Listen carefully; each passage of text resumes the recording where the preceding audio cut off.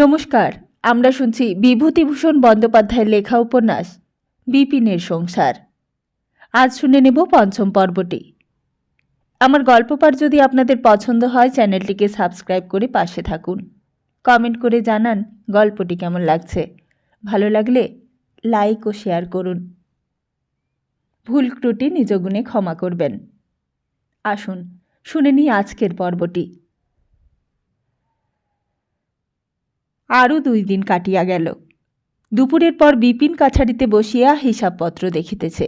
নিবারণ গোয়ালার ছেলে পাঁচু আসিয়া বলিল, নায়েববাবু, কামিনী পিসি একবার আপনাকে ডেকেছে।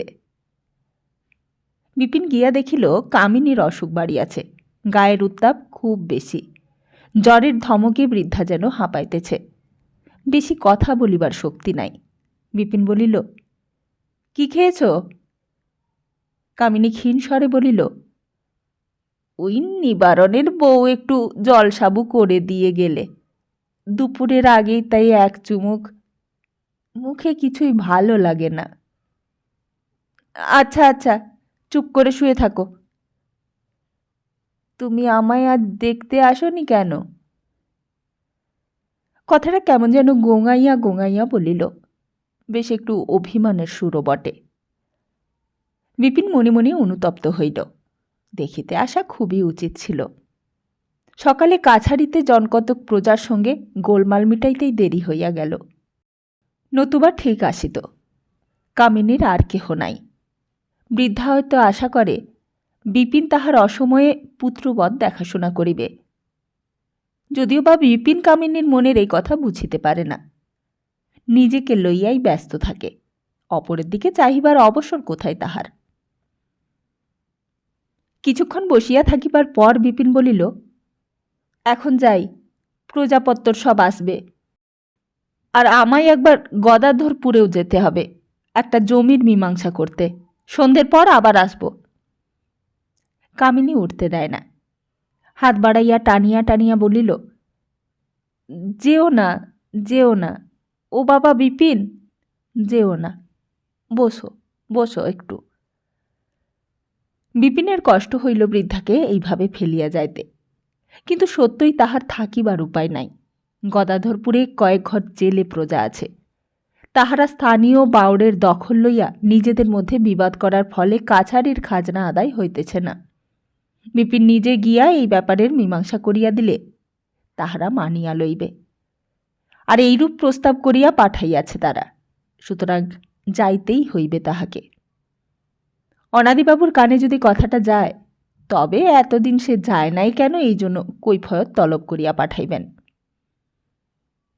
আড়ালে পাঁচুকে ডাকিয়া বলিল, পাঁচু, তোমার মাকে বলো এখানে একটু থাকতে। আমি আবার আসবো এখন। একবার কাজে যাব গদাধরপুরে। আর একবার একটু সাবু করে খাইয়ে দিতে বলো তোমার মাকে। খরচপত্র যা হবে সব আমার, আমি সব দেবো। আচ্ছা, একটা লোক দিতে পারো? ওই রানাঘাট থেকে কমলা লেবু আর বেদানা কিনে আনবে। বিপিন কাছারির নায়েব বটে, কিন্তু ভালো মানুষ নায়েব। লোকে সেই জন্য তাহাকে তত ভয় করে না। বিপিনের বাবার আমলে প্রশ্নের প্রয়োজন ছিল না। মুখের কথা খসাইয়াই হুকুম করিলেই চলিত। পাঁচু বলিল, আচ্ছা বাবু, আমি দেখছি যদি হাবুল যায়। এই বলে দেখছি।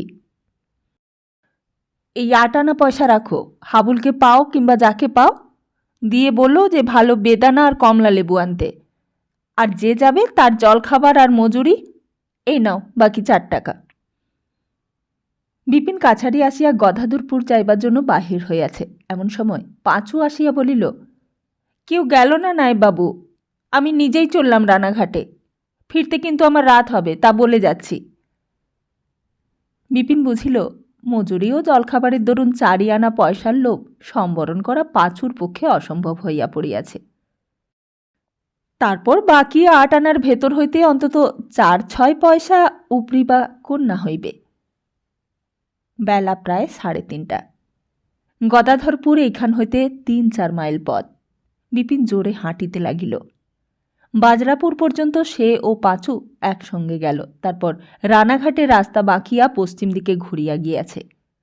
পাঁচু সেই রাস্তা দিয়া চলিল।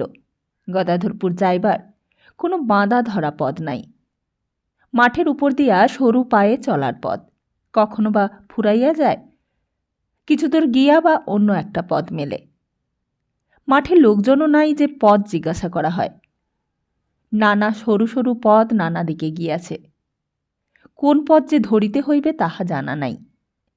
বিপিন এক প্রকার আন্দাজেই চলিতে লাগিল। বেলা পড়িয়া আসিল, রোদের তেজ কমিয়া গেল। মাঠের মধ্যে ঝাড় ঝাড় আকন্দ গাছে ফুল ফুটিয়াছে।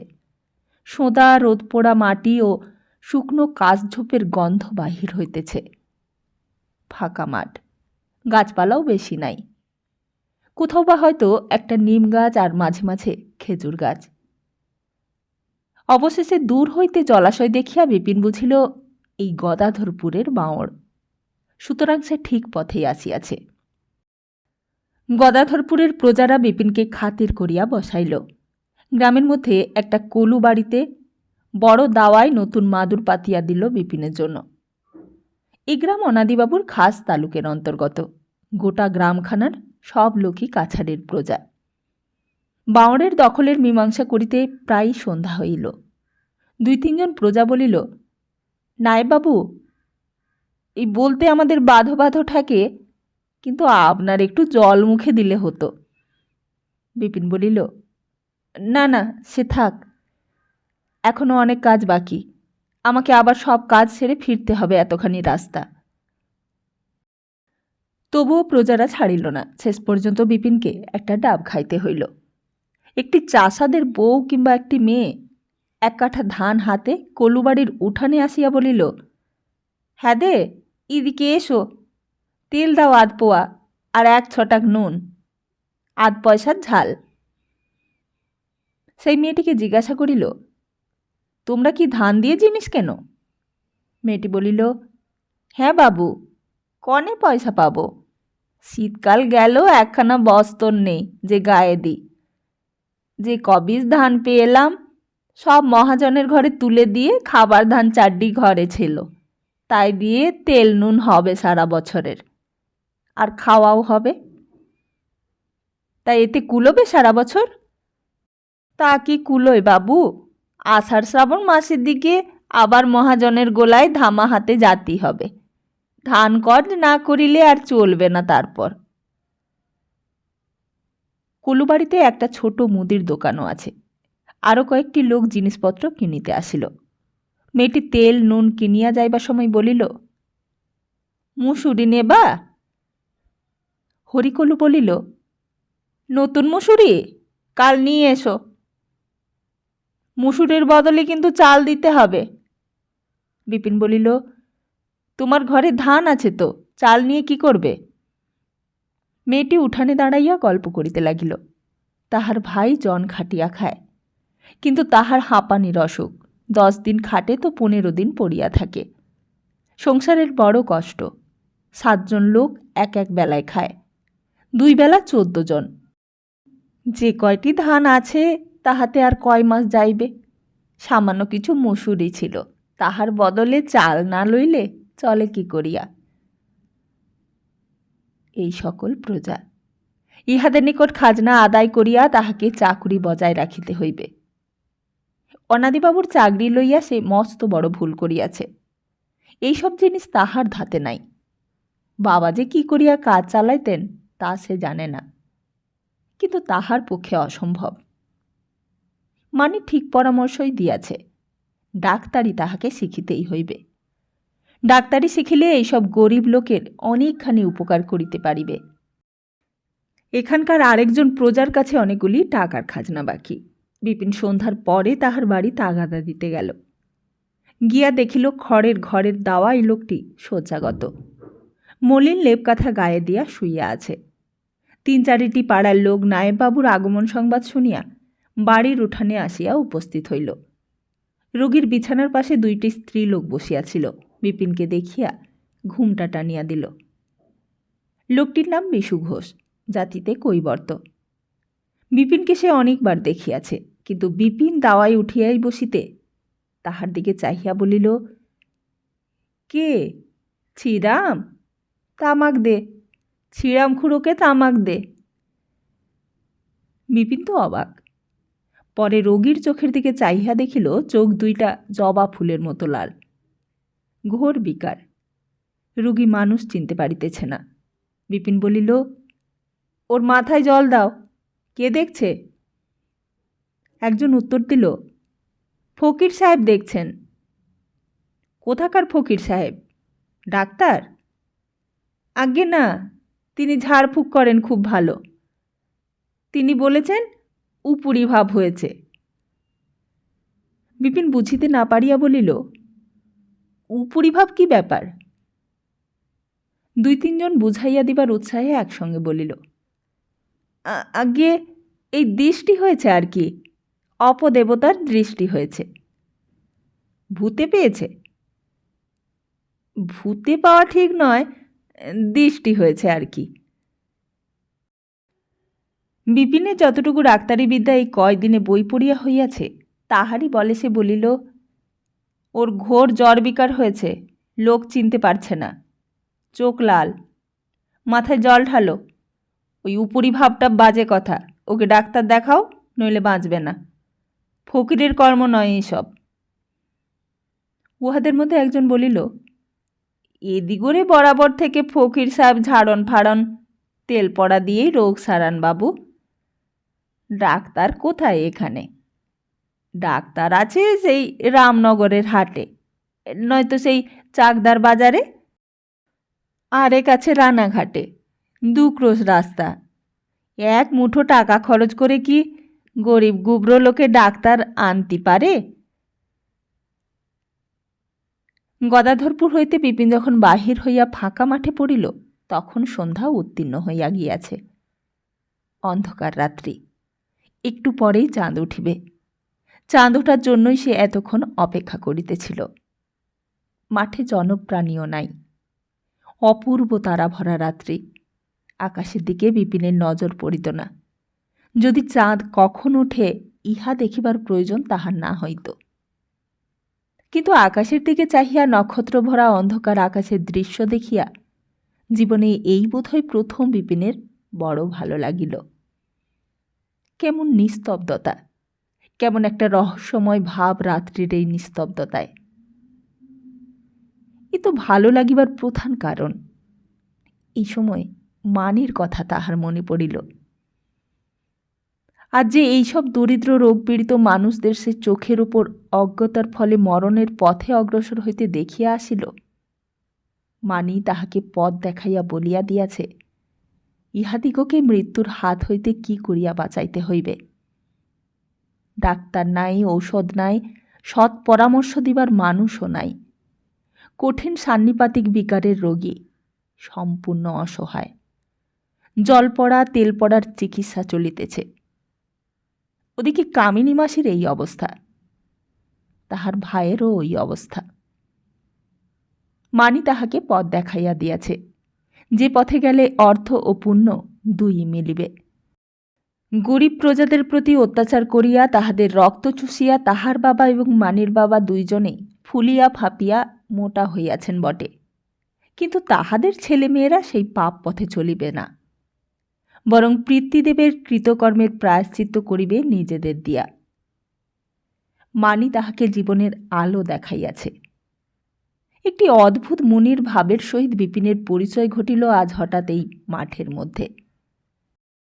মানির সঙ্গে ভালোবাসার যে সম্পর্ক তাহার গড়িয়া উঠিয়াছে, এতদিন অন্তত বিপিনের মনের দিক হইতে তাহা দেহ সম্পর্কহীন ছিল না। মনে মনে মানির দেহকে সে বাদ দিতে পারে নাই। বিপিনের স্বভাবই তা নয়। সূক্ষ্ম মানসিক স্তরের আদান প্রদান তাহার ধাতুগত নয়। মানির সম্বন্ধে এই আশা বিপিন কখনোই ছাড়ে নাই যে একদিন না একদিন সে মানিকে নামাইবেই তাহার নিজস্ব নিম্নস্তরে।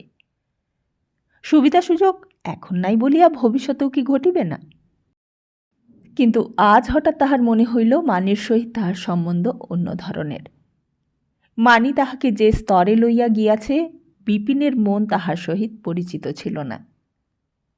অনেক মেয়ের সঙ্গেই বিপিন মিশিয়াছে পূর্বে অন্যভাবে। মন বলিয়া জিনিসের কারবারই ছিল না সেখানে। হয়তোবা মন জিনিসটাই ছিল না সেই ধরনের মেয়েদের।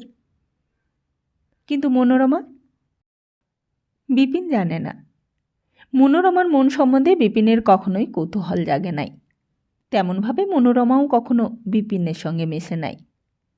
হয়তোবা সেটা বিপিনেরই দোষ। মনোরমার মনকে বিপিন সেইভাবে চাহিয়াছে কবে? যে সোনার কঠিন স্পর্শে মনোরমার মনের ঘুম ভাঙিত, বিপিনের কাছে সেই সোনার কাঠিই ছিল না।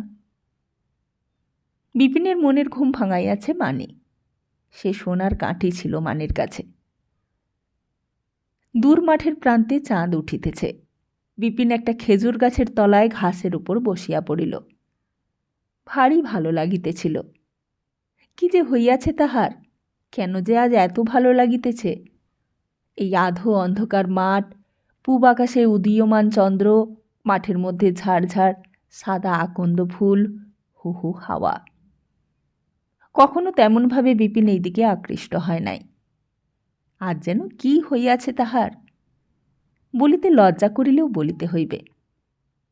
তাহাদের গ্রামের দোকানে সে সন্ধ্যার পর গোপনে তাড়ি পর্যন্ত খাইয়া দেখিয়াছে। কিরকম মজা হয়!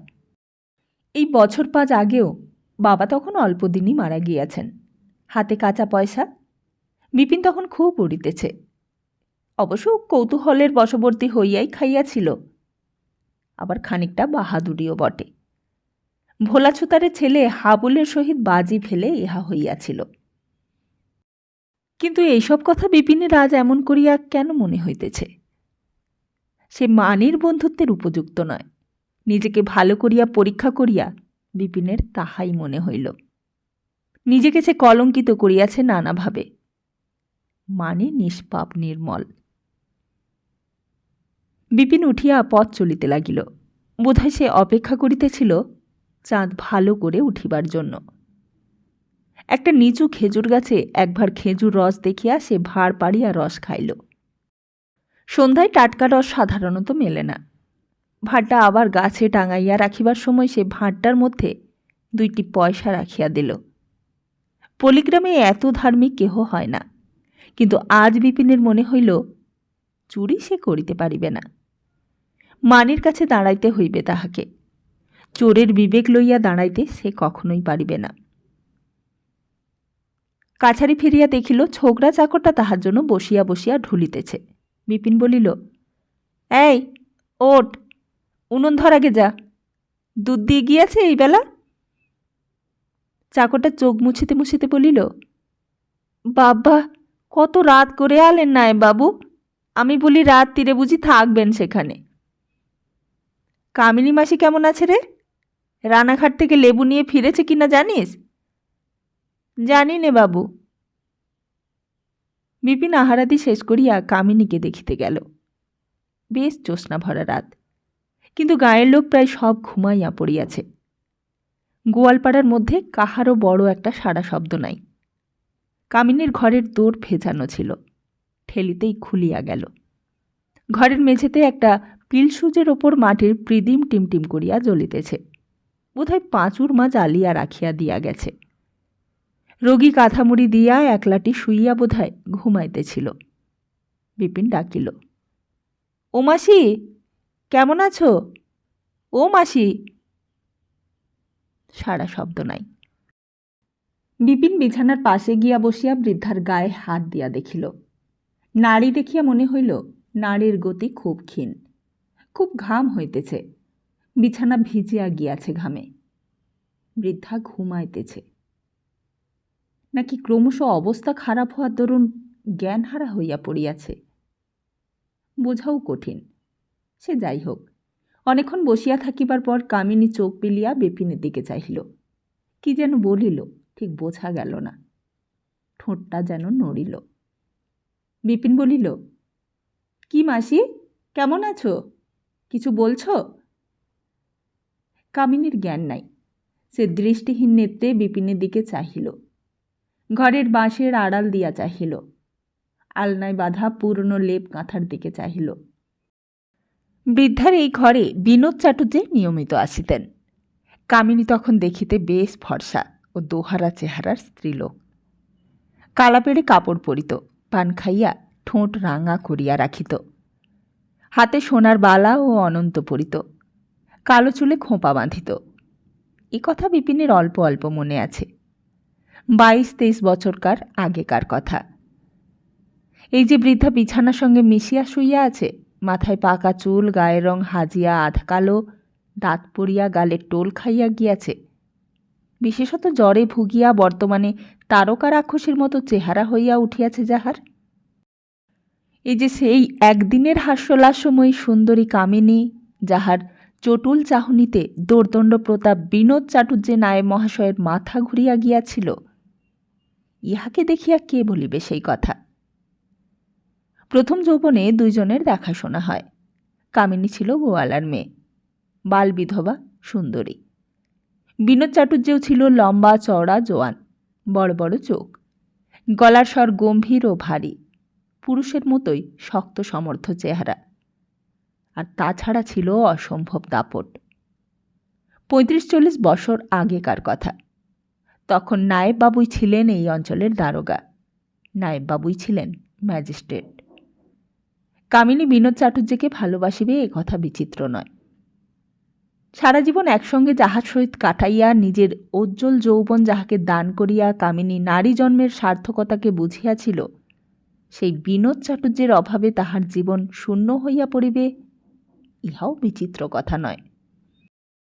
হয়তো এইমাত্র জ্বর ঘুরে অজ্ঞান অচৈতন্য কামিনীর মন ঘুরিয়া ফিরিতেছিল তাহার প্রথম যৌবনের সেই পাখি ডাকা ফুল ফোটা আলো মাখা মাধবী রাত্রির প্রহরগুলি অনুসন্ধান করিয়া, আবার মনে মনে সেখানে বাস করিয়া হারানো রাত্রির শিশির স্নিগ্ধ স্মৃতির পুনরুদ্বোধন করিয়া। হয়তোবা মনে পড়িতেছিল প্রথম দিনের সেই ছবিটি। ষোড়শী বালিকা তাহাদের বাড়ির সামনে বেগুন ক্ষেত হইতে ছোট্ট ছুপড়ি করিয়া বেগুন তুলিয়া ফিরিতেছিল। পথে আসিতেছিল যুবক বিনোদ চাটুর্যে, ধোপাখালি কাছারির নায়েব, ধোপাখালি গ্রামের দণ্ডমুণ্ডের কর্তা। সবাই বলাবলি করিত, নায়েববাবুর কাছে গেলে সব জব্দ হয়ে যাবে এখন। নায়েব যা জবর এসেছে, কোনো ট্যাপও খাটবে না সেখানে, নায়েবের মতো নায়েব। সে কৌতূহলের সহিত চাহিয়া দেখিল। বেশ মনে আছে, বেগুনের ক্ষেতের কঞ্চি বাঁধা আকরের কাছে দাঁড়াইয়া। লম্বা সুপুরুষ, টকটকে ফর্সা, মাথায় ঢেউ খেলানো কালো চুল, তবে বয়স খুব কম নয়, 30-32 হইবে, কিংবা তারও কিছু বেশি।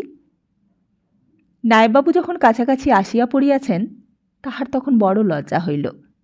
বাঁ হাতে বেগুনের ঝুপটিটা, ডান হাতে কঞ্চির আগরটা শক্ত করিয়া ধরিয়া রহিল।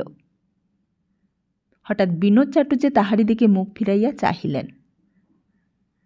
ওতে বেগুন? এ কাদের ক্ষেত? সে লজ্জায় সংকোচে বেড়ার সহিত মিশিয়া কোনো রকমের উত্তর দিল, আমাদের ক্ষেত। তুমি কি রসিক ঘোষের মেয়ে? হ্যাঁ। বেগুন কি বিক্রি করো তোমরা? না, এ খাবার বেগুন। তোমার বাবা কোথায়? চিলেমারি দুধ আনতে গেছে। ও। নায়েববাবু চলিয়া গেলেন। তাহার বুক ঢিপ ঢিপ করিতেছিল, কপাল ঘামিয়া উঠিয়াছে। ভয় নাকি লজ্জা, কে জানে। বাড়ি আসিয়া দিদিমাকে বলিল, আইমা, ওই বুঝি কাছারির নতুন নায়েব? যাচ্ছিলেন এখান দিয়ে, আমার কাছে বেগুন দেখে বললেন, বেগুনগুলো বিক্রির। কি জাত আইমা? তাহার দিদিমা বলিল, বামুন যে, তাও জানো না পোড়ামুখ মেয়ে? কিনতে চাইলে বেগুন কয়টা তো দিয়ে দিলেই হতো। আমার তো মনে থাকে না, তোর বাবাকে বেগুন দিয়ে আসতে বলিস কাছারিতে। বামুন মানুষ। তা এক চুবড়ি ভালো কচি বেগুন ও 1 ঘটি দুধ সেই কাছারিতে দিয়ে আসিয়াছিল পরদিন বিকেলবেলা বাবার সঙ্গে গিয়া। কিন্তু হায়, সেই প্রেম মুগ্ধা তরুণী পল্লী বালিকা আর নাই, সেই সুপুরুষ বিনোদ চাটুর্যে নায়েববাবুও আর নাই। অনেক কালের কথা এইসব, সেকালের কথা। বিপিন পড়িল মহা মুশকিলে। কামিনী যখন মারা গেল তখন রাত 1:30 কম নয়। মৃতদেহ ফেলিয়াই বা কোথায় যাইবে সে? বাধ্য হইয়া ভোর পর্যন্ত অপেক্ষা করিতেই হইল। বৃদ্ধার মৃতদেহ এইভাবে ফেলিয়া সে যাইতে পারিবে না। মনে মনে সে মায়ের মতোই ভালোবাসিত কামিনীকে। ভোর হইল। কাক কোকিল ডাকিয়া উঠিতেই বিপিন গিয়া হাঁকডাক করিয়া লোকজন উঠাইল। পাঁচকাল অনেক রাত্রে রানাঘাট হইতে কমলালেবু লইয়া ফিরিয়াছিল, সকালে দিতে আসিতেছিল। পথে দেখা। তাহাকে পাঠাইয়া ওপাড়া হইতে গোয়ালার পুরোহিত বামনদাস চক্রবর্তীকে আনাইল। এইসব পাড়াগায়ে পাঁচচিত্তির না করাইলে মরা কেহ ছুঁইবে না, বিপিন সে কথা জানে। কামিনীর আপনার বলিতে কেহই ছিল না। দূর সম্পর্কের এক বোনপো আছে রানাঘাটে, তাহাকে খবর দিবার জন্য লোক পাঠাইল। তাহাকে দিয়াই শ্রাদ্ধ করাইতে হইবে। সব কাজ শেষ করাইয়া দাহ করিতে বেলা 1টা বাজিল। কাছারি ফিরিয়া গিয়া দেখিল পলাশপুর হইতে জমিদারবাবুর পত্র লইয়া লোক আসিয়া বসিয়া আছে। নানা রকমের কাজের তাগাদা চিঠির মধ্যে, বিশেষ করিয়া টাকার তাগাদা। 30টি টাকা এই লোকের হাতে যেন আজই পাঠানো হয়। লোকটাকে বিপিন বলিল, আজ কাছারিতেই থাকো, এখন টাকা অবেলায় কোথায় পাবো, কাল যাবে, সে দেখি নরহরিদাসকে বলে। লোকটা আরেকখানি ক্ষুদ্র খামের চিঠি বাহির করিয়া বিপিনের হাতে দিয়া বলিল, মনে ছিল না নায়েববাবু, দিদিমণি এই চিঠিখানা আপনাকে দিতে বলেছেন। আমি যখন আসি খিড়কি তোরের পথে এসে দিয়ে গেলেন। মানির চিঠি? সে তো কখনো বিপিনকে চিঠি লেখে নাই। কি লিখিয়াছে মানি? বিপিন নিজেকে সামলাইয়া লইয়া যতদূর সম্ভব উদাসীন মুখে বলিল, ও বোধহয় বড় মাছ চাই, বাবাকে লুকিয়ে মাঝে মাঝে মাছ চেয়ে পাঠাই বটে। আচ্ছা, তুমি ততক্ষণ বিশ্রাম করো। বাদামতলায় দাঁড়াইয়া মানের চিঠি খুলিয়া পড়িল। ছোট্ট চিঠি, লেখা আছে, বিপিনদা, প্রণাম নেবে, অনেক দিন গিয়েছ, আদায়পত্র কেমন হচ্ছে? নাইবের কাজে যেন গলদ না হয়। তাগাদাপত্র ঠিকমতো হচ্ছে তো? নইলে কৈফিয়ত তলব করব, মনে থাকে যেন। আমিও জমিদারের মেয়ে। আরও একটি বিশেষ কথা, আমি এই মাসেই চলে যাব। আমার ছোট দেওরের বিয়ের হঠাৎ ঠিক হয়েছে। যাবার আগে তুমি অবশ্যই একবার এসে আমার সঙ্গে দেখা করে যাবে। একবার এসেই না হয় চলে যেও, কিন্তু আসা চাই। আবার কবে আসবো তার ঠিকানা নেই। চিঠির কথা কাউকে বলো না। ইতি মানি। পরদিন অনাদিবাবুর লোক বিপিনের একখানা চিঠি লইয়া চলিয়া গেল। তাহাতে বিপিন লিখিল, টাকা আদায় হইলেই কাল কিংবা পরশু নাগাদ সে নিজে লইয়া যাইতেছে। মানির সঙ্গে দেখা করিবার এই উত্তম সুযোগ। সন্ধ্যা হইল। বাদাম গাছের পাতায় হাওয়া লাগিয়া এক প্রকার শব্দ হইতেছে। অন্ধকার রাত্রি, জ্যোৎস্না উঠিবার দেরি আছে। কামিনীর মৃত্যু বিপিনের মনে বিষাদের রেখাপাত করিয়াছে। পুরাতন দিনের সঙ্গে ওই একটি যোগসূত্র ছিন্ন হইয়া গেল চিরকালের জন্য। আজ তাহার মনে হইল, এই প্রবাসে বৃদ্ধা তাহার সুখ দুঃখ যত বুঝিত, এত আর কে বা বুঝিয়াছে। তাহার খাওয়ার কষ্ট, শোয়ার কষ্ট হইলে কামিনীর মনে তাহা বাজিত। সাধ্যমতো চেষ্টাও করিত সে কষ্ট দূর করিতে। টাকার দরকার হইলে বিপিন যদি হাত পাতিত, কামিনী তাহাকে বিমুখ করিত না কখনো। গতবার যেই 50টি টাকা সে ধার দিয়াছিল বিপিন একবার কিংবা দুইবার চাওয়া মাত্র, সেই দেনা বিপিন শোধ করে নাই। পুত্রহীনা বৃদ্ধা তাহাকে সন্তানের মতোই স্নেহ করিত। তাহার বাবার কথা উঠিলে বৃদ্ধা আর কোনো কথা বলিতে ভালোবাসিত না। কতবার বিপিন এই কথা লক্ষ্য করেছে। তরুণ মনের স্পর্ধিত উদাসীন্যে হয়তো বিপিন এই ব্যাপারে কৌতুকী অনুভব করিয়া আসিয়াছে বরাবর। আজ তাহার মনে হইতেছে, বৃদ্ধা কি ভালোই না বাসিত তাহার স্বর্গগত পিতা বিনোদ চাটুর্যেকে। আগে যাহা সে বুঝিত না, আজকাল তাহা সে ভালো করিয়াই বোঝে। মানি তাহার চোখ খুলিয়া দিয়াছে নানা দিকে। অথচ আশ্চর্য এই যে, মানিকে সে কখনোই এইভাবে দেখে নাই। এই কয় মাসে যে মানিকে সে দেখিতেছে, সে কোন মানি? ছেলেবেলার সাথী সেই মানি কিন্তু এ নয়। বালক বালিকা হিসেবে সেই খেলা তো বিপিন অনেক মেয়ের সঙ্গেই করিয়াছে। অন্য 5টা ছেলেবেলার সঙ্গিনী মেয়ের সহিত যেমনভাবে হয়, মানির সহিত তাহার বেশি কিছু হয় নাই, এই কথা বিপিন বেশ জানে। মধ্যে সে হইয়া গিয়াছিল জমিদার অনাদিবাবুর মেয়ে সুলতা। তখন কলিকাতায় থাকিয়া কোনো মেয়ে স্কুলে মানি পড়িত, খুব সম্ভব ম্যাট্রিক পাশও করিয়াছিল। সে কথা বিপিন ঠিকমতো জানে না। বাবা মারা গিয়াছেন তখন। বিপিন আর পলাশপুরের জমিদার বাটিতে আসে নাই। তবে সুলতার কথা মাঝে মাঝে বিপিনের মনে পড়িত। বাল্যপ্রীতির দিক দিয়া নয়, সুলতা সুন্দরী মেয়ে এই জন্য। না জানি সে এতদিনে কেমন সুন্দরী হইয়া উঠিয়াছে। সেই সুন্দরী সুলতা আবার মানি হইয়া দেখা দিল এই সেদিন। টাকা জোগাড় করিতে পারিলেই পলাশপুর জমিদার বাড়ি যাওয়া যায়, কিন্তু এখনও এমন টাকা জোগাড় হয় নাই যাহা হাতে করিয়া সেইখানে যাওয়া চলে। এদিকে আবার বেশি দেরি হইলে যদি মানি চলিয়া যায়। কামিনী মাসি থাকিলে এইসব সময় সাহায্য করিত। অন্য কিছু উপায় না দেখিয়া নরহরি মুচিকে সন্ধ্যার পর ডাকিয়া পাঠাইল। নরহরি আসিয়া প্রণাম করিয়া বলিল, লায়েম মশাই, কি জন্যে ডেকেছ? দণ্ডবোধ হই। এসো নরহরি, বসো। গোটা কুড়ি টাকা কাল যেখান থেকে পারো দিতে হবে। জমিদারবাবু চেয়েছেন, নিয়ে যেতেই হবে। নরহরি চিন্তিত মুখে বলিল, তাই তো, ভীষণ হাঙ্গামাই ফেললেন যে। 20 টাকা এখন কোথায় পাই? আচ্ছা দেখি, কাল বেবেলা স্তক যদি জোগাড় যন্তর করতে পারি তবে সে কথা বলবো। আর হ্যাঁ, একটা কথা বলি লায়েম মশাই। কি? ও কামিনী পিসির কিছু টাকা ছিল, সিন্দুক প্যাটরা খুলে দেখেছিলেন? ওর বেশ টাকা ছিল হাতে। আমরা যতদূর জানি, আপনি তো সেই রাত্রিরে ওর কাছে ছিলেন, আপনাকে কিছু বলে যায়নি? বিপিনের এই কথা বাস্তবে কি মনে হয় না। কামিনীর টাকা ছিল, সে শুনিয়াছে বটে, কিন্তু তাহার মৃত্যুর সময় কিংবা তাহার পরে এই কথা বিপিনের মনে উদয় হয় নাই, যে তাহার টাকাগুলি কোথায় রহিল বা সেই টাকার কি ব্যবস্থা কামিনী করিতে চায়। আর যদি থাকেই টাকা, তাহাতেই বা বিপিনের কি? কামিনী বিপিনের নামে উইল করিয়া দিয়া যায় নাই, সুতরাং অত গরজ নাই বিপিনের কামিনীর টাকা কোথায় গেল তাহা জানিতে। মুখে বলিল, ছিল বলে জানতাম বটে, তবে আমায় কিছু বলে যায়নি। কেন বলো তো?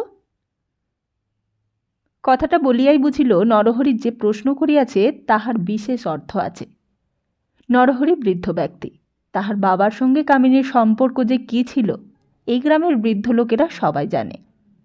কামিনীর টাকার যদি কেহ ন্যায্য ওয়ারিসেন থাকে তবে সে বিপিনই। আর সেই বিপিন কামিনীর মৃত্যুর সময় উপস্থিত ছিল, অথচ টাকার কথা সে কিছুই জানে না। পাড়াগাঁয়ে ইহা কে বা বিশ্বাস করিবে? কামিনীর বাড়িটাই ভালো চাবি তালা লাগিয়ে দেবেন লায়েম মশাই। রাত বিরেতের কাণ্ড, পাড়াগাঁ জায়গা, কখন কি হয় কার মনে কি আছে বলা তো যায় না। আচ্ছা, কাল আসবো বেবেলা, এখন যাই। নরহরি চলিয়া গেলে বিপিন কথাটা ভাবিল।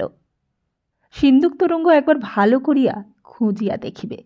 টাকা করি এই সময় পাইলে কিছু সুবিধা ছিল বটে, কিন্তু বাক্স ভাঙিয়া টাকা হাতড়াইতে গেলে শেষে কিছু একটা হাঙ্গামায় যদি পড়িয়া যায়, যদি কামিনীর কোনো দূর সম্পর্কের ভাসুরপো বাহির হইয়া পড়ে, তখন? না না, সে দরকার নাই, বরং মানির সঙ্গে পরামর্শ করা যাইবে। তার কিমত জানিয়া তবে যাহা হয় করিলে চলিবে। সন্ধ্যাবেলা একা বসিয়া একটা অদ্ভুত ব্যাপার ঘটিল বিপিনের জীবনে। বিপিন কখনো কাহার জন্য চোখের জল ফেলে নাই। সে এই দিক দিয়া বেশ একটু কঠোর প্রকৃতিরই মানুষ। কথায় কথায় চোখের জল ফেলিবার মতো নরম মন নয় তাহার। আজ হঠাৎ একা বসিয়া কামিনীর কথা ভাবিতে ভাবিতেই তাহার অজ্ঞাতসারে চোখ দিয়া জল গড়াইয়া পড়িল। মনে মনে সে একটু লজ্জিত হইয়া উঠিয়া কোঁচার কাপড় দিয়া জল মুছিয়া ফেলিল বটে, কিন্তু সঙ্গে সঙ্গে ইহাও ভাবিয়াই আশ্চর্য হইল, কামিনী মাসিকে সে এতখানি ভালোবাসিত। আজ সেই স্নেহময়ী বৃদ্ধা নাই। যে দুধের বাটি কিংবা লাউটা শশাটা হাতে আসিয়া তাহাকে খাওয়াইবার জন্য পীড়াপিড়ি করিবে, দুইটা মিষ্টি কথা বলিবে। নিঃসঙ্গ ঘরে রোগশয্যায় একা মরিল, কেহই আপনার জন ছিল না যে একটু মুখে জল দেয়। কে জানে তাহার পিতা স্বর্গত বিনোদ চাটুর্যের পুরাতন বন্ধুর মৃত্যুপার্শ্বে অদৃশ্য চরণে আসিয়া অপেক্ষা করিতেছিলেন কিনা। বুড়ি ভালোবাসা কাহাকে বলে জানিত। বিনোদ চাটুর্যে মহাশয় পরলোক গমন করিলে আর সে ভালো করিয়া হাসে নাই, ভালো করিয়া আনন্দও পায় নাই জীবনে। তাহাকে ছুটিয়া দেখিতে আসিত এই জন্য যে তাহার মুখে চোখে হাবে ভাবে স্বর্গীয় নায়েব মহাশয়ের অনেকখানি ফুটিয়া বাহির হইত। কর্তা মহাশয়েরই ছেলে, কর্তা মহাশয়ের তরুণ প্রতিনিধি, তাহার সঙ্গে দুইটা কথা কহিয়াও সুখ। আজ সে বোঝে এই যে মানির সম্বন্ধে কথা বলিতে তাহার ইচ্ছা হয়, কাহারও সঙ্গে অন্তত কিছুক্ষণ সেই কথা বলিয়াও সুখ। না বলিলে মনটা হাঁপাইয়া ওঠে। দেখা তো হইতেছেই না, তাহার ওপর তাহার সম্বন্ধে কথা না বলিলে কি করিয়া টিকিয়া থাকা যায়। এইরকম তো কামিনী মাসিরও হয়তো বাবার সম্বন্ধে। অভাগিনী যে আনন্দ হয়তো প্রথম জীবনে পায় নাই, বিনোদ চাটুর্যে নায়েব মহাশয়ের সহচর্যে তাহা সে পাইয়াছিল। তাহার বঞ্চিতা নারী হৃদয়ের সবটুকু কৃতজ্ঞতা প্রেমের আকারে ঢালিয়া দিয়াছিল তাই নায়েব মহাশয়ের চরণ যুগলে। কি পাইয়াছিল কি না পাইয়াছিল আজ তাহা কে বুঝিবে? 30 বছর পর কে বুঝিবে মানি তাহার জীবনের কি অমৃত পরিবেশন করিয়াছিল একদিন। বেলা পড়িলে বিপিন পলাশপুরে পৌঁছিল। বাহিরের বৈঠকখানায় শ্যামহরি চাকর ঝাড় দিতেছিল। বিপিন বলিল, বাবু কোথায় রে? রানাঘাটে গিয়েছেন আজ সকালবেলা, সন্ধ্যের সময় আসবেন বলে গিয়েছেন। রানাঘাটে কেন? উকিলবাবু পত্র দিয়েছেন, বলছিলেন গিন্নিমাকে কি যেন মামলার কথা আছে, আপনার কথাও হচ্ছিল। আমার কথা? হ্যাঁ, বাবু বলছিলেন ধোপাখালির কাছারি থেকে আপনি টাকা নিয়ে এলে আপনাকে রানাঘাটে পাঠাবেন, টাকার বড় নাকি দরকার। বাড়িতে কে কে আছে? গিন্নিমা আছেন, দিদিমণি আছেন। দিদিমণিকে নিতে আসবেন কিনা জামাইবাবু, তাই বাবু বলছিলেন আপনার নাম করে আপনি এই সময় টাকা নিয়ে এসে পড়লে ভালো হয়, খরচপত্তর আছে তো। ও, তা এর মধ্যেই আসবেন বুঝি? আগে পরশু বুধবারে তো শুনছিলাম আসবেন। বেশ বেশ, খুব ভালো কথা, জামাইবাবুর সঙ্গে দেখাটা হয়ে যাবে এখন এই সময়। তাহলে তুই যা দেখি বাড়ির মধ্যে, গিন্নিমাকে বলো আমি এসেছি। আর আমার সঙ্গে টাকা রয়েছে কি না সেগুলো কি তার হাতে দেব নাকি বাবু এলে বাবুকে দেব, জিজ্ঞেস করে আয়। শ্যামহরি বাড়ির মধ্যে ঢুকিবার একটু পরেই স্থানীয় পুরোহিত বটুকনাথ ভট্টাচার্য আসিয়া হাজির হইলেন। তিনি বৈঠকখানায় উঁকি দিয়া বলিলেন, কে বসে? বিপিন। বাবু কোথায়? বিপিন আশা করিতেছিল এই সময় অনাদিবাবু বাড়ি নাই, মানি তাহার আসিবার খবর শুনিয়া বৈঠকখানায় আসিতে পারে। কিন্তু মানির পরিবর্তে বৃদ্ধ বটুক ভট্টাচার্যকে দেখিয়া বিপিনের সর্বশরীর জ্বলিয়া গেল। কিন্তু মুখে বলিল, আসুন ভট্টাচার্য মশাই, বাবু নেই, রানাঘাটে গিয়েছেন মামলার তদারক করতে, কখন আসবেন কোনো ঠিক নেই, আজ বোধহয় আসবেন না। এই উত্তর শুনিয়া বুড়া চলিয়া যাইবে এই আশা করাই স্বাভাবিক, কিন্তু তাহা না গিয়া সে দিব্য জাঁকিয়া বসিয়া গেল। বিপিন প্রমাদ গণিল। বৃদ্ধ অত্যন্ত বকবক করে সে জানে, বকুনি পাইলে উঠিতেই চায় না। মাটি করিল দেখিতেছি। বাহিরের ঘরে অন্য লোকের গলার আওয়াজ পাইলে মানি সেখানে পা দিবে না। অনাদিবাবু বাড়ি নাই, এমন ঘটনা কচ্চিতি ঘটে। সাধারণত তিনি কোথাও বাহির হন না, মানিও চলিয়া যাইতেছে। আর এমন একটা সুবর্ণ সুযোগ যদি বা ঘটিল তাহার সহিত নির্জনে দুইটা কথা বলিবার, তাহাও যাইতে বসিয়াছে। বটুক ভট্টাচার্য বলিল, মামলা? কিসের মামলা? বিপিন উদাস নিস্পৃহ সুরে বলিল, আগে তা তো ঠিক বলতে পারছি না। শুনলাম উকিল সুরেনবাবু চিঠি লিখেছেন। সুরেন উকিল? কোন সুরেন? সুরেন মুখুজ্জে? আগে না, সুরেন তরফদার। কালী তরফদারের ছেলে? সুরেন আবার কি হে? ওকে আমরা পডলা বলে তো জানি। ছেলেবেলা থেকে ওদের বাড়িতে আমার যাতায়াত। অবশ্যই আমি ক্রিয়াকর্ম কখনো করিনি ওদের বাড়ি। ওই শূদ্রযাজক হতে পারতাম যদি, তাহলে আজ এই দুর্দশা ঘটত না। কিন্তু আমার কর্তা মহাশয়ের নিষেধ আছে। তিনি মরবার সময় বলে গিয়েছিলেন, বটুক, না খেয়ে কষ্ট যদি পাও সেও ভালো, কিন্তু নারায়ণ শিলা হাতে সুদ্দূরের বাড়ি কখনো ঢুকো না। আমাদের বংশে ওই কাজ কেউ কখনো করেনি, বুঝলে কি না? বিপিন বলিল, তা সেই পডলা আজ উকিল হয়েছে? কালী তরফদার মারা যাওয়ার পর হাতে কিছু টাকাও আজকাল পেয়েছে শুনেছি। আর তাছাড়া টাকা জমাতে কি করে হয় তা ওরা বেশ জানে। হাড় কঞ্জুস ছিল সেই কালী তরফদার। তার ছেলে তো। ওদের আদি বাড়ি শান্তিপুর, তা জানো তো? ওর জ্যাঠামশাই এখনো শান্তিপুরের বাড়িতেই থাকে। জমি জমা আছে শান্তিপুরে, বেশ বড় বাড়ি, দোমহলা। ও, অনেক দিন আগে একবার শান্তিপুরে গিয়েছি রাজ দেখতে। ভারী যত্ন আত্তি করলে আমাদের। শান্তিপুরে রাজ দেখেছো কখনো? সে দেখবার মতো জিনিস। অত বড় মেলা এই দিগরে আর হয় না। ও, এখানে তামাক টামাক দেবার কেউ নেই? বলো না একটু ডেকে। আর একটু চা যদি হয়, কাউকে বলে পাঠাও না। আমি এসেছি শুনলে বৌমা চা পাঠিয়ে দেবেন। তবে শোনো, একটা রাসের মেলার গল্প করি। সেইবার হলো কি জানো? ওই যে চাকরটা যাচ্ছে, ও শ্যামহরি, শোনো শোনো, একবার এদিকে শোনো বাবা। বাড়ির মধ্যে যা তো, বলগে যা, ভট্টাচার্য মশাই একটু চা খেতে চাইছেন। আর একবার এক কলকে তামাক দিয়ে যা তো বাবা। বিপিন, চা খাবে নাকি? ও কি, কোথায় উঠছো? বসো বসো। আগে আপনি বসে চা খান, আমি একটু তাগাদায় যাব ও পাড়ায়। বাবু বলে গিয়েছিলেন কিছু টাকা পাওয়া যাবে। এখন না গেলে হবে না। সন্ধে হয়ে এলো, আমি আসি। এই বলিয়া বিপিন বাহির হইয়া পড়িল। বটুক ভট্টাচার্যের সঙ্গে বসিয়া গল্প করা বর্তমানে তাহার মনের অবস্থায় সম্ভব নয়। সব নষ্ট হইয়া গেল। অনাদিবাবু সন্ধ্যার পরই আসিয়া পড়িবেন। তাহাকে তাহার সঙ্গে বসিয়া মুখ বুজিয়া খাইতে হইবে, আর তাহার পর বৈঠকখানায় আসিয়া চুপচাপ শুইয়া পড়িতে হইবে।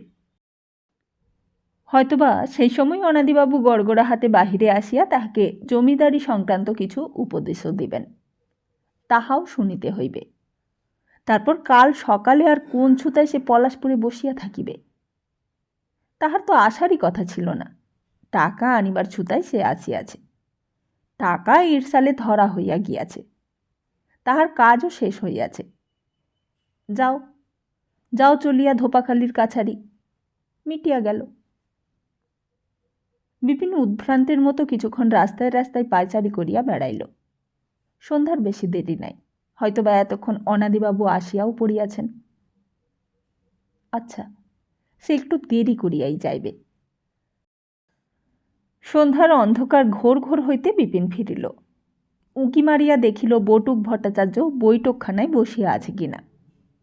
না, কেহই নাই। অনাদিবাবুও আসে নাই, কারণ উঠানে তাহা হইলে গরুর গাড়ি থাকিত। বাড়ির গরুর গাড়ি করিয়া গিয়াছেন, তাহাতেই তিনি ফিরিবেন। গাড়ি উঠানে না দেখিয়া বিপিন যে খুব আশ্বস্ত হইল তাহা নয়। আসেন নাই বটে, কিন্তু আসিলেন বলিয়া আর বেশি দেরি হইবার কথাও নয়। 2 ক্রোশ পথ গরুর গাড়ি করিয়া আসিতে। বিপিন বৈঠকখানায় ঢুকিয়া গায়ের জামাটা খুলিবার আগেই একটুখানি বিশ্রাম করিতেছে, এমন সময় অন্দরের দিকের দরজায় আসিয়া দাঁড়াইল মানি। বিপিনের সারা দেহে যেন বিদ্যুতের মতো কি একটা খেলিয়া গেল। সে কিছু বলিবার পূর্বেই মানি বলিল, আচ্ছা, কি কাণ্ড বলো তো বিপিনদা, এলে সেই ধোপাখালি থেকে তেতেপুরে। শ্যামহরি চাকর গিয়ে বললে, চা করে নিয়ে আসছি, আর এসে দেখি ভট্টাচার্য জ্যাঠামশাই বসে আছেন, তুমি নেই। ভট্টাচার্য জ্যাঠামশাই বললেন, কোথায় তাগাদায় বেরোলে এইমাত্র। তারপর 2 বার এসে খুঁজে গেলাম, কোথায় কে? এলে, চা খাও, জিরো, তারপর তাগাদায় গেলে হতো নাকি? প্রজারা তো আর পালিয়ে যাচ্ছে না। বিপিনের মাথার মধ্যে সব কেমন যেন গোলমাল হইয়া গিয়াছিল মানিকে দেখিয়া। আমতা আমতা করিয়া বলিল, না সেজন্য নয়, তা বেশ ভালো। মেসমশাই কি রানাঘাটে? মানি বলিল, দাঁড়াও, আগে তোমার চা আর খাবার আনি।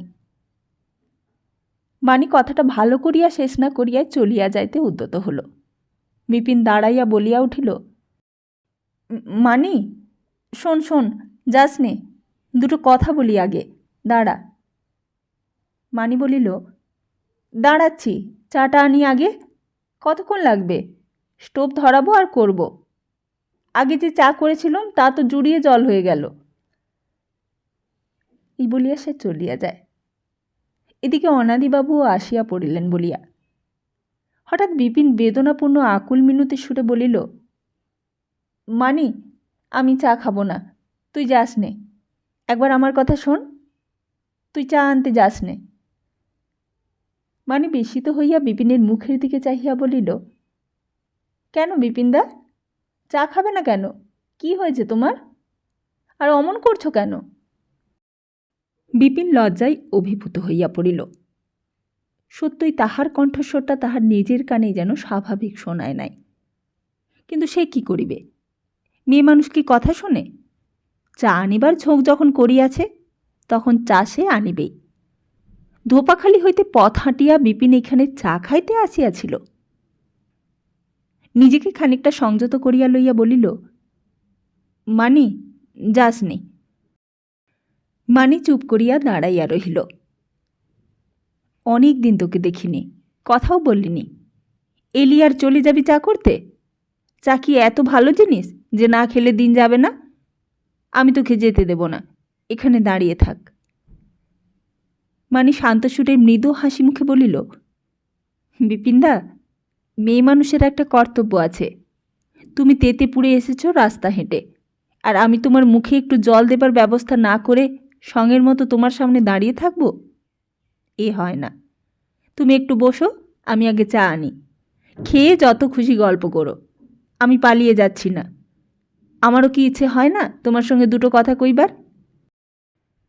মিনিট 15, প্রত্যেক মিনিট এক একটি দীর্ঘ ঘণ্টা কাটিয়া গেল। মানির তবু দেখা নাই। অনাদিবাবু কি আসিলেন? বাহিরে গরুর গাড়ির শব্দ হইল না? না না, কিছুই নয়, অন্য গরুর গাড়ি রাস্তা দিয়া যাইতেছে।